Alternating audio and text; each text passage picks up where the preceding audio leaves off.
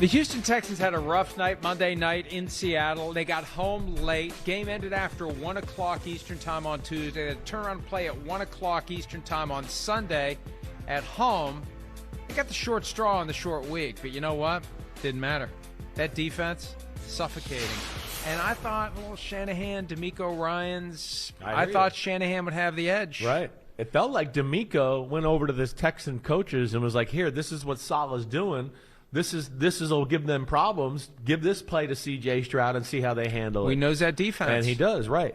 So it's a very basic defense that you can beat, right? If you know the rules, you know the weaknesses exactly are. Right. The rules are not everybody knows them, and it's tough that way. And we know that Houston defense, first off, you were just alluding to it, it's so good it can almost win games by itself, like it did almost on Monday night. And we saw yesterday. I mean, they physically whooped the crap out of the 49ers yesterday, and you usually don't see that. They couldn't run the ball. They couldn't pass the ball, right? Do anything like that. The 49ers defense could not get off the field. All the Texans scoring drives were 9 plays or more, right? The first drive of the game was a 10-minute drive for 60 yards, basically. Remember that if you say that it's impossible for a team in overtime to take the ball for the full 10 minutes and kick the field goal. Right, but time of possession was a thing yesterday. It really was. Now, the 49ers put up a fight. They scored at the end of the first half, and you went, ooh, they're getting the ball to start the second half. Maybe they can make a game of it. But the Texans defense forced them 3 and out.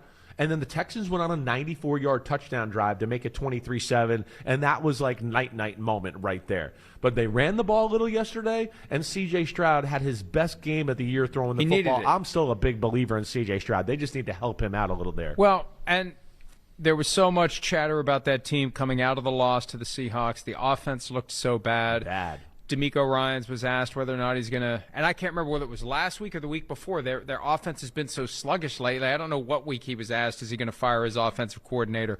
But it just needed to start to gel, and they needed to avoid falling farther and farther behind the Colts. They still have an uphill climb. The AFC is going to be a difficult conference. It's going to be hard for them to win the division.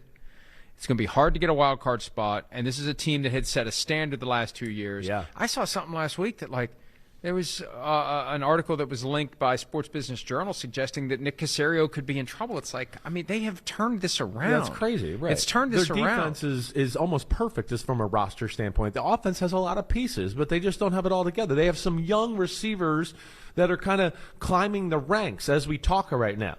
There was no Nico Collins yesterday. Yeah. There's no Christian Kirk. So there's that, too.